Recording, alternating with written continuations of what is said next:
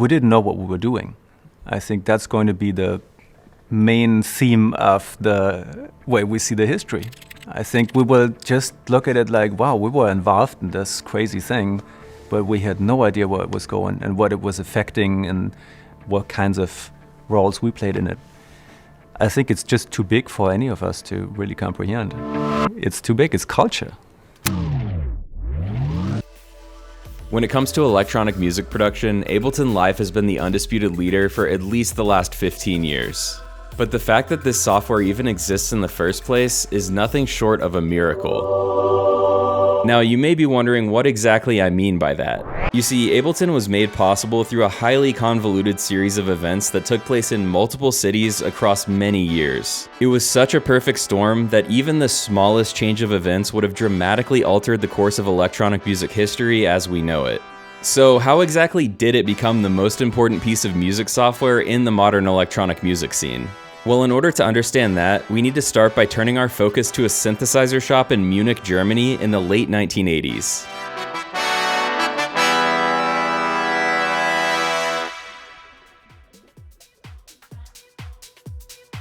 This particular shop had a lot of regulars, and the manager named Wieland Zamalak knew all of these regulars very well. One day he decided to introduce two of those regulars to each other. Two young German men by the name of Gerhard Behles and Robert Henke. The introduction didn't go as expected because Gerhard and Robert did not like each other. Robert was a self-described, totally lost goth punk person, while Gerhard was more straight edge, so it didn't seem that they had much in common. But none of that mattered anyways, because the interaction just faded into irrelevance as Gerhard moved to Holland not much later and Robert moved to Berlin. But let's fast forward a few years because eventually Gerhard left Holland when he enrolled at the Technical University of Berlin to study computer science. On his very first day of class, he heard a familiar voice coming from behind him that was asking the professor a question. He immediately recognized the voice to be Robert's and thought to himself, "Oh, no, that's Robert. He's here?" Robert noticed Gerhard in the class as well, and as soon as the lecture was over, they both ran up to each other and said, "What the fuck are you doing here?" So naturally, they decided to get coffee together to discuss this newfound problem of being in a class with someone you hate and how they were going to handle that, which they said was the beginning of a wonderful friendship. After getting to know each other a bit better, they realized that they had a lot more in common than their outward appearances would initially suggest. They both shared a love for music and music technology, though Gerhard slightly preferred the technical side of things, while Robert was a bit more musical. As a part of one of their classes, they teamed up to work on a sound design project together, and that was when they realized that they had a lot of creative chemistry. The university had a professional grade recording studio that the students had access to, and Robert actually said that gaining access to that studio was one of his main reasons for enrolling in the school. As for Gerhard, he had 24/7 access to this studio because he would sometimes tutor other students there after hours. Robert and Gerhard decided to take full advantage of this 24/7 access by using the studio in the middle of the night to make music together. They didn't have any particular goals for these studio sessions, they were just trying to have fun. But little did they know that these late night studio sessions would lead to a career as a touring DJ duo and the development of software that would forever change electronic music. Since both of them had backgrounds in programming, whenever they would run into an issue in the studio, they would just program their own solution for it. Eventually, they had created entire systems to help their creative process, and this was basically the foundation of what would become Ableton Live. But they didn't know that at the time. Fast forward to graduation, and Gerhard took a job with a company that would eventually be known as Native Instruments. At this job, Gerhard did work involving granular synthesis, and he was a key player in the development of a digital synth called Generator, which is now called Reactor. Okay, now remember the manager of the synth shop that I mentioned earlier, Wieland Zamalak? And remember how I said that he knew all of the regulars? Well, one of those regulars was a man named Moritz von Oswald, who happened to be one half of the German techno production duo and record label by the name of Basic Channel. Wieland decided to introduce Moritz to Gerhard, and they discovered a very peculiar coincidence. You see, the other half of Basic Channel was a guy named Mark Ernestus. On top of his work with Basic Channel, he also owned a record store called Hard Wax, which he still owns to this day, and it's widely considered to be the most legendary record store in Berlin. Hardwax gained its reputation by importing rare records from all over the world with genres like Detroit techno, Chicago house, and UK breakbeats. Now, the crazy part is that the Hardwax record store was in the exact same building where Gerhard was working every day. After Gerhard had formed a bit of a relationship with Mark and Moritz, he decided to introduce them to Robert. The timing couldn't have been more perfect because Mark and Moritz were starting their own mastering studio, which they called Dub Plates and Mastering. They were looking for a mastering engineer, and they hired Robert. The studio, which is still in business today, was widely considered to be the gold standard of techno mastering, so this was no small opportunity. But Mark and Moritz were about to have an even bigger opportunity for both Robert and Gerhard. Around this time, there was a unique new form of techno that was bubbling around the Berlin scene called dub techno.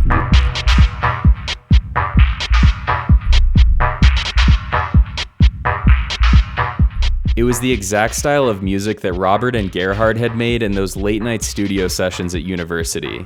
The Basic Channel guys wanted to start a sub-label that would champion this experimental sound, and because Robert and Gerhard happened to be in the right place at the right time, they got their music signed. They decided to call their duo Mono Lake, which was named after a failed attempt to visit California's Mono Lake on a trip to the United States in 1994. Mono Lake thing exists since 1995. And is more or less dedicated to electronic dance music in all its facets. They started releasing their music in 1995, and touring opportunities eventually came their way.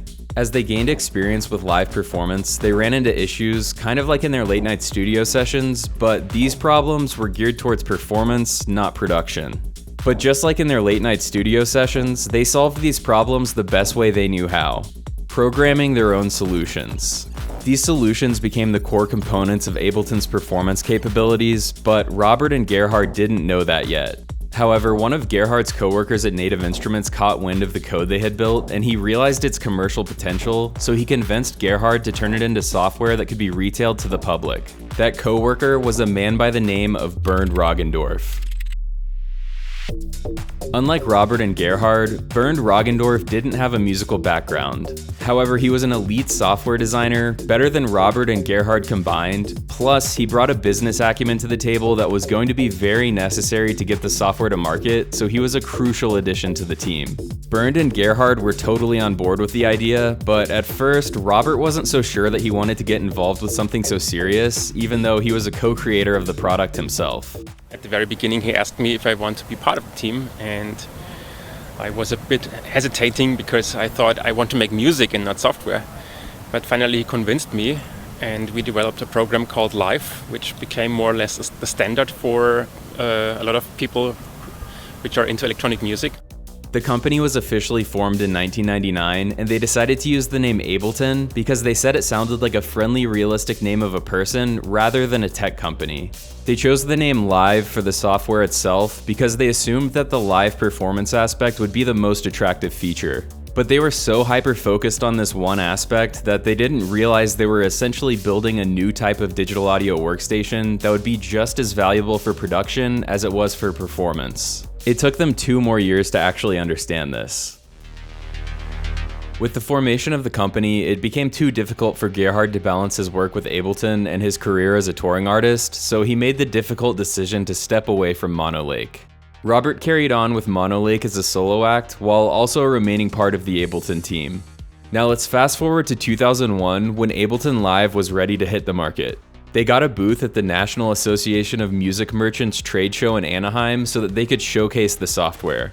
Since they were a small startup, they were tucked away in a corner, while major companies like Roland and Steinberg got the prime real estate on the trade show floor. Unfortunately, Ableton hardly got any attention on the first day. Once day 2 came around, things were not looking any better. However, that all changed when a man being followed by a group of roughly 10 people walked up to the booth. Robert and Gerhard gave the man a rundown of all of Live's various features, and this man was particularly impressed by the claims that they were making about its sample warping capabilities. The man then asked them, so I can just put in a drum loop and then change the tempo from 110 to 140 BPM without that affecting the pitch? And without any hesitation, Robert said, yeah, let me show you. And he changed the tempo of a loop from 30 BPM to 999 BPM with no pitch alteration at all. This feature was unheard of at the time, so this man was very impressed and he asked Robert for a business card. As Robert was handing him the business card, he happened to notice the man's name tag. It was renowned composer Hans Zimmer.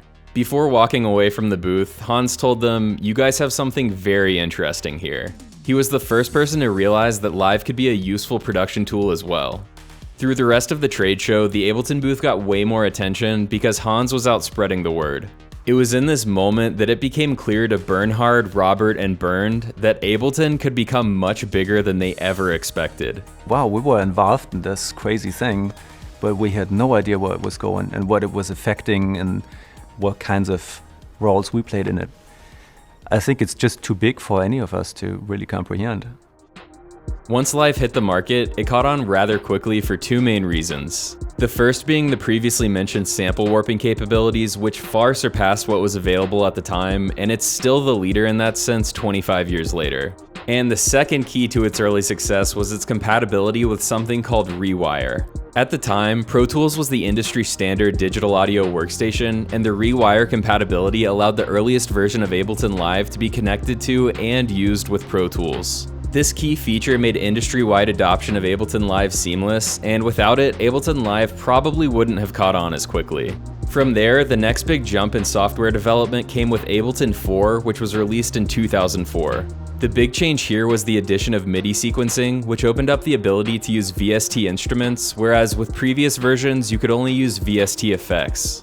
Ableton 4 also included the addition of Operator, which is Ableton's flagship in-the-box synthesizer, designed by Robert Henke himself.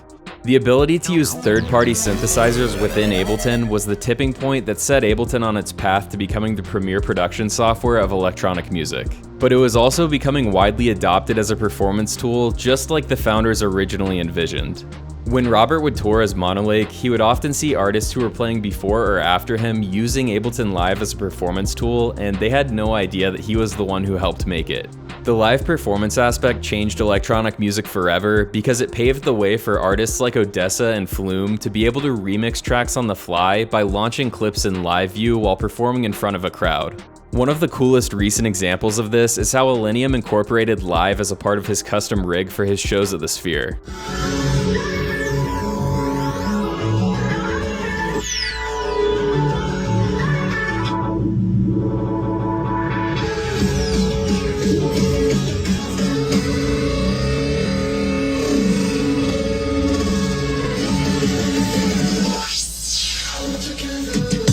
I think we cannot deny that we shaped how people make music these days. I think also we made it relatively easy to make boring stuff. But I also believe, and this goes way beyond that, there was a need for something like Live. And if we were not doing it back in the days, someone else, sooner or later, would have been coming up with something very similar. It's pretty wild to think that such an influential software almost never existed. It took a ridiculously convoluted series of events for Ableton to even be invented in the first place, let alone hit the market and become an industry-changing success. It really is a story about a group of people who were in the right place at the right time, while also having the proper preparation for that moment.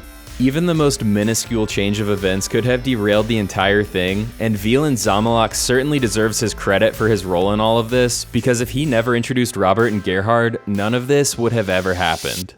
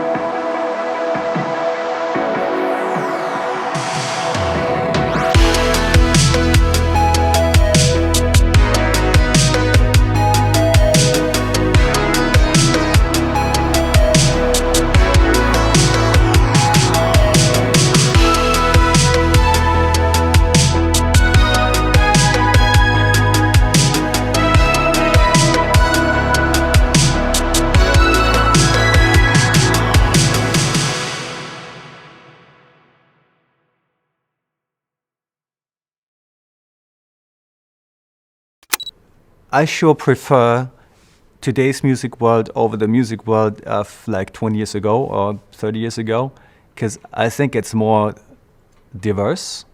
There's more surprise in it. There's more unforeseen happening, and we have less dictatorship from people who think they know what's good for us. I think that's amazing. That's a good thing.